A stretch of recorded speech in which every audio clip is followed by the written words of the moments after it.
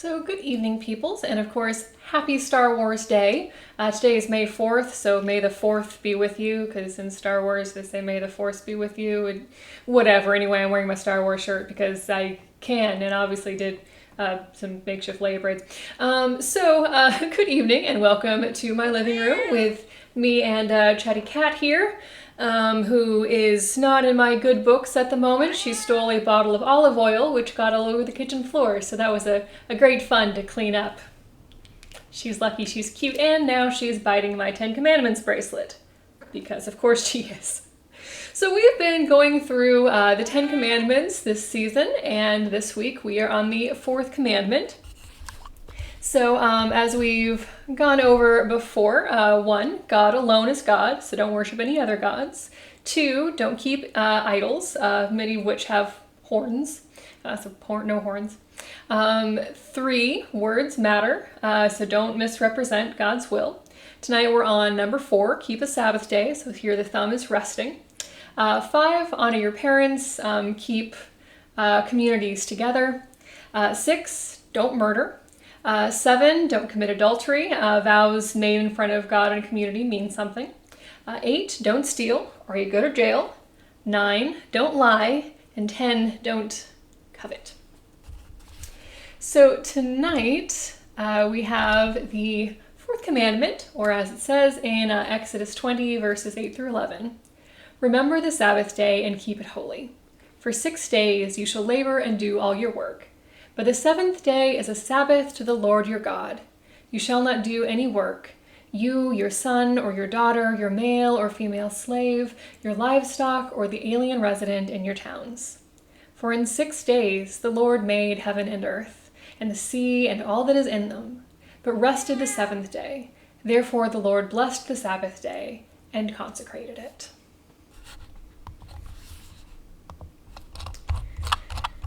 So this is an interesting one, and probably not one that we think about or talk about all that often in our tradition. So imagine a world, this is very hypothetical, of course, but imagine a world in which all people set down their tools and machines and writing implements and weapons and whatever else for 1 day a week. So maybe we're assuming this is somewhat staggered so that like hospitals are still staffed every day of the week, whatever. But what do you think that the world would look like if there was 1 day a week that everybody set down everything that they worked with and took a day of Sabbath? I think it would look very different and very unfamiliar. But there was a time, and there are still some places where there are, they're called blue laws. So like a lot of stores would be closed on Sunday, or they would close early, or they didn't sell alcohol. This was definitely a thing when I was living in Oxford. All the grocery stores would close a few hours earlier, and they didn't sell alcohol on Sundays. So I mean, you know, what effect do you think that had on communities, if that's something that you remember living through, or what effect you think that it might have on communities? So when was the last time that you stopped, not to rest from exhaustion, but to rest and think about God's purpose for your life and for the world? Because resting because you're tired is not the same thing as taking rest to honor the Sabbath. So if we looked at the Westminster catechisms are a very fun, very old style way of education. You memorize a long series of questions and answers and just like recite back, parrot the information. Definitely not how we generally teach Sunday school these days. Anyway, in 1648, the Westminster Larger Catechism, which is still an important document of faith in our tradition, and is a very handy way of reading through to like see some stances that we have. And anyway, so one of the questions, and specifically the 117th question, I forget how many there are, I should have looked that up, but it's a bunch. Anyway, so question 117, how is the Sabbath or the Lord's Day to be sanctified? And the answer, according to the Westminster Larger Catechism of 1648, The Sabbath, or Lord's Day, is to be sanctified by an holy resting all the day, not only from such works as are at all times sinful, but even from such worldly employments and recreations as are on other days lawful, and making it our delight to spend the whole time, except so much of it as is to be taken up in works of necessity and mercy, in the public and private exercises of God's worship. And to that end we are to prepare our hearts, and with such foresight, diligence, and moderation, to dispose and seasonably dispatch our worldly business, that we may be the more free and fit for the duties of that day. The English of 1648 was a bit different.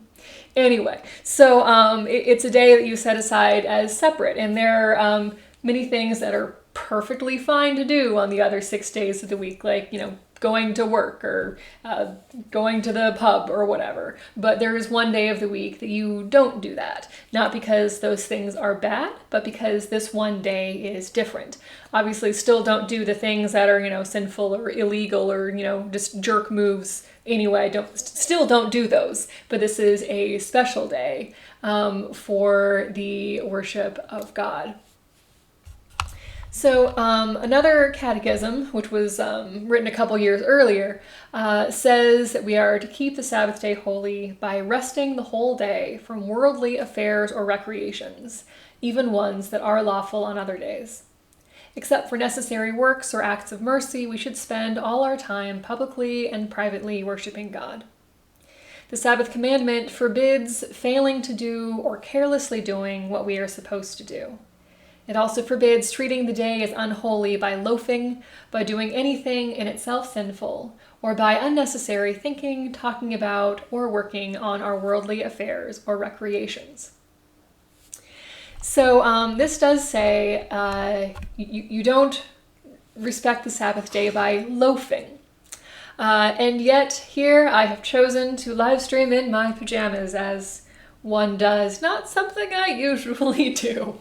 In fact, I'm usually wearing heels on Sundays. I keep my preaching heels in my craft room. It's so weird how my heels have never been more comfortable as when I do the entire service sitting behind my desk. So weird. Preaching heels are a thing because very often microphones and pulpits were designed for men, and although I am perfectly average height for an American woman, sometimes if sharing the microphone at another church with a man, or anyway, it's handy for microphone purposes. So the Sabbath is not about being lazy or just chilling or going on a Netflix binge or whatever. There's kind of a popular trend somewhat recently to go off about self-care in images of candles and bubble baths and treating yourself, basically, to go with the Parks and Rec lingo. But that's not necessarily the same thing, and that's really more of self-soothing than self-care. So if we are setting the Sabbath aside, it's not to make ourselves feel good, but to think about things that are important, maybe to spend time with family or friends, more so, in non-plague times, probably, and to think about things that are bigger than ourselves.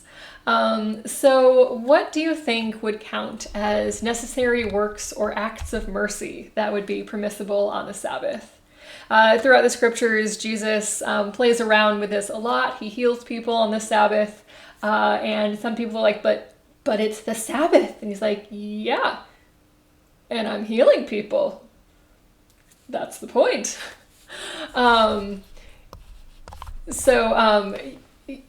Acts of mercy and healing and helping others, don't not do them just because it's the Sabbath. Especially if someone breaks a leg on the Sabbath, don't hold off on taking them to the hospital because it's the Sabbath. There can be some interesting interpretations of the Sabbath. So what is the most important thing in your life? And a second question, what do you spend the most time doing in your life? Are those the same things? The most important thing and the thing you spend the most time doing. And I think that that really gets down to what the Sabbath day is about, because of the way the world works. We do live in a capitalist society, and we do need to eat, that sort of thing, have roofs over our heads, etc. And so there are things that need to be done in the world, and for us to live. And those aren't always the most important things. Not that they aren't important, but it's not our calling in life or what is most important to us. But it is good to remember. I'm just sitting there and stare at me. I'm still mad at you. It is good to remember that there are bigger, more important things, and to focus on those, especially if your career path doesn't let you do that. So, do you think that going to church on Sunday is important? If yes, how often? I haven't read the statistics recently, but it's interesting that for previous generations, regular church attendance would have been 50 out of 52 Sundays of the year, and maybe you travel occasionally. But now people might consider it regular attendance if they come to church once or twice a month, which I think is a really interesting shift. And probably says a lot about our society and the demands that we have on our time, which is really interesting, probably a completely separate issue. But do you think that setting time aside for church is important? Presumably, if you're watching this video, you're a self-selected group and you're more likely to answer yes to that question.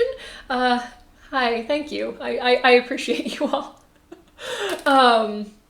So what do you wish that you had more time for? Maybe that is a hobby that brings you joy. Maybe that's just being able to spend time with people that you care about. Maybe that is catching up on sleep or catching up on reading.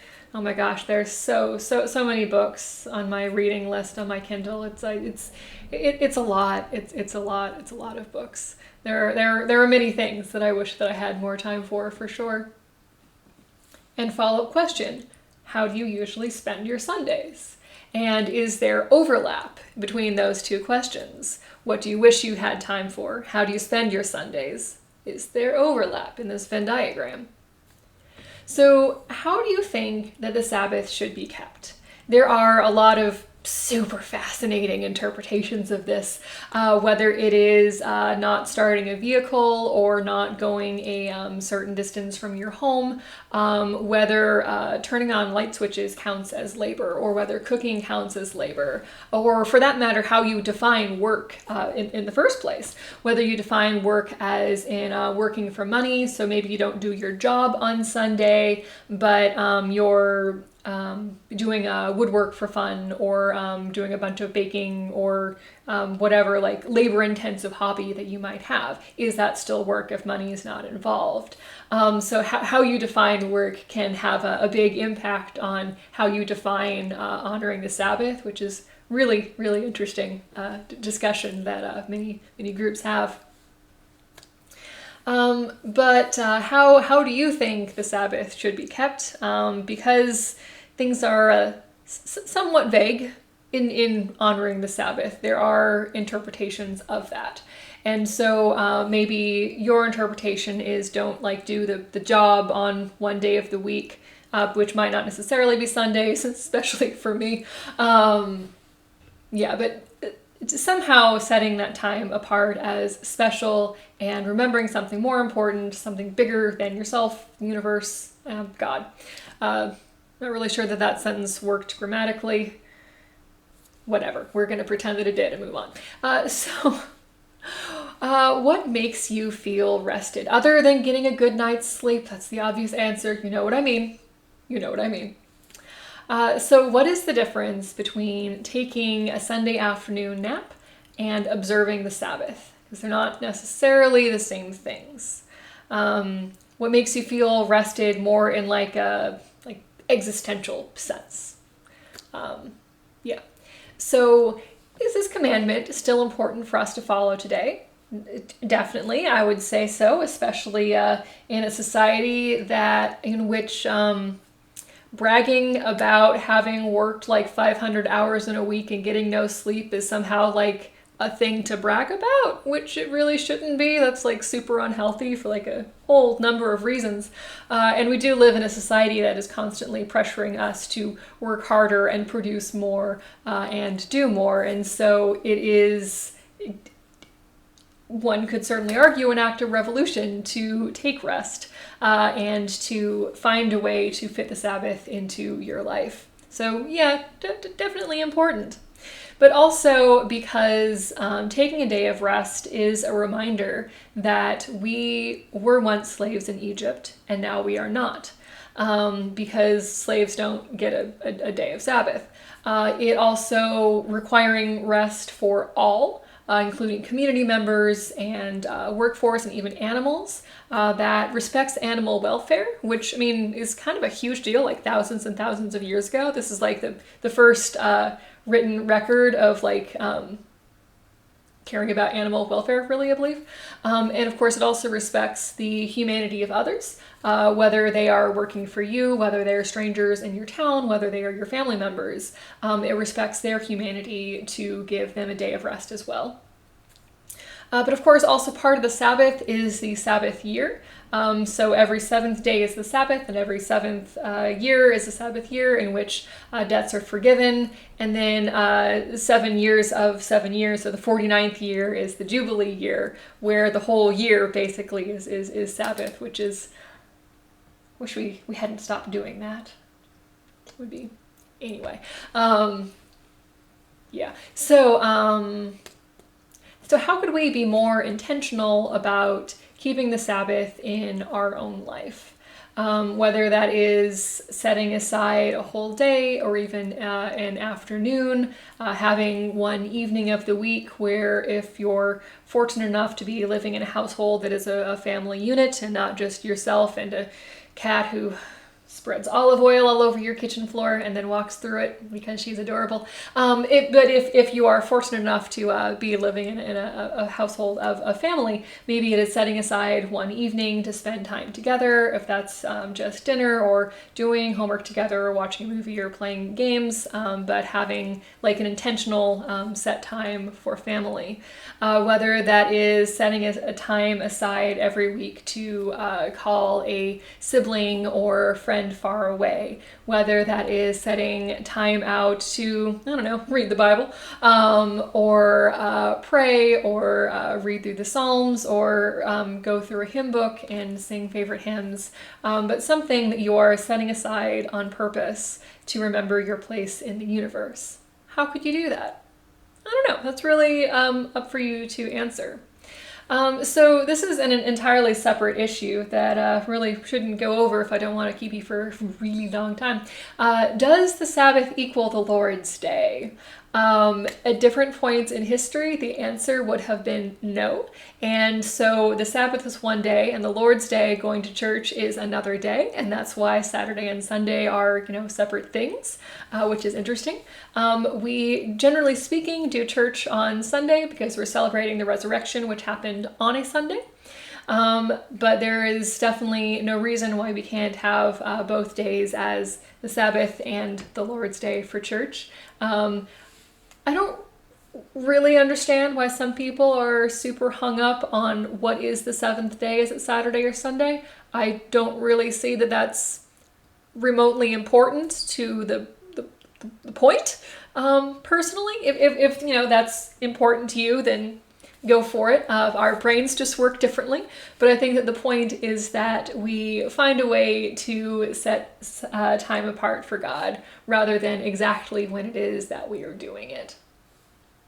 Anyway, friends, I hope that you are somehow, like the thumb, resting at some point during this week and feeling fulfilled and existentially rested. So whether that is in pajamas or watching a bunch of Star Wars movies or whatever. I should watch some more Mandalorian with her later. Got to get that baby Yoda in our lives. He's very cute. Anyway, so good night, friends. I hope to see some of you tomorrow night for our Wednesday evening prayer. on Thursday for our time of Zoom fellowship, which is an example of time that we set apart in our week to be in community, which is especially important for those of us who live alone and don't get too much human interaction, because God did not make the human to be alone, and yet here we are. And of course, I hope to see you on Sunday morning for our worship time then, and for our Zoom fellowship afterwards. So good night, peoples, from me and an olive oil cat, until we see you again.